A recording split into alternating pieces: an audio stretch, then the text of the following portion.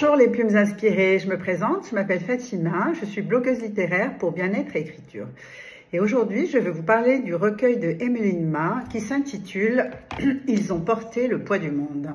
Un recueil très émouvant dans ses textes, dans ses mots. Rien que la photo de couverture est, je trouve, très explicite. Alors j'ai adoré ce recueil qui est très touchant. Emmeline aborde des sujets très dramatiques, mais des sujets qui font partie de la société. Elle aborde la mort, l'euthanasie, le viol, la perte d'un enfant dans le ventre de sa mère. Et ce qui m'a le plus marqué, c'est comment on aborde ce genre de sujet avec des mots aussi justes si on n'a pas vécu toutes ces expériences. Donc je me suis posé la question de est-ce que Emmeline avait vécu parmi tous ces poèmes des expériences elle-même. Alors j'ai choisi de vous lire d'abord le prélude, ce qui donne un petit peu le ton de ce que vous allez trouver dans ce recueil, du contenu, que j'ai trouvé magnifique d'ailleurs. Donc je vais vous le lire.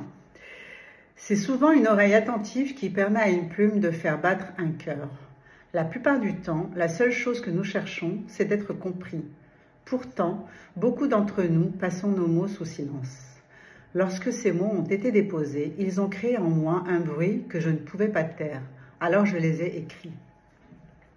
Il suffit parfois d'observer et souvent se taire pour constater que c'est dans notre entourage que la parole devient muette.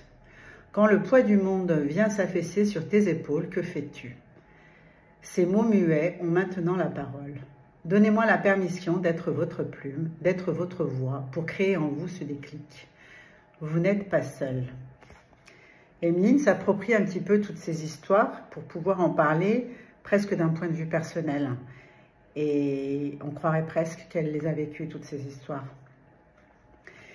Et l'autre, donc le recueil, la poésie ou le poème qui m'a vraiment touchée, où je me suis posé la question de comment peut-on parler d'un sujet comme celui-là si on ne l'a pas vécu de près ou de loin. Alors j'ai choisi le texte qui s'appelle l'euthanasie.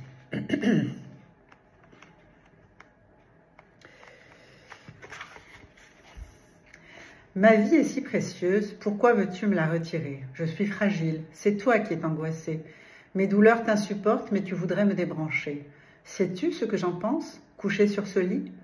Par ces machines qui me maintiennent en vie, je me sens bien, je ne pense plus à rien. Je t'observe, je ne suis pas encore partie. Ne me tue pas, reste auprès de moi.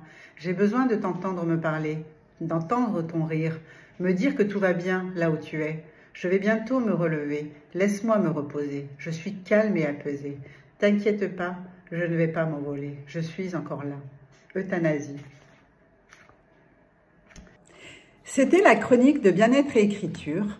Je vous retrouve très bientôt pour de nouvelles inspirations. À très vite.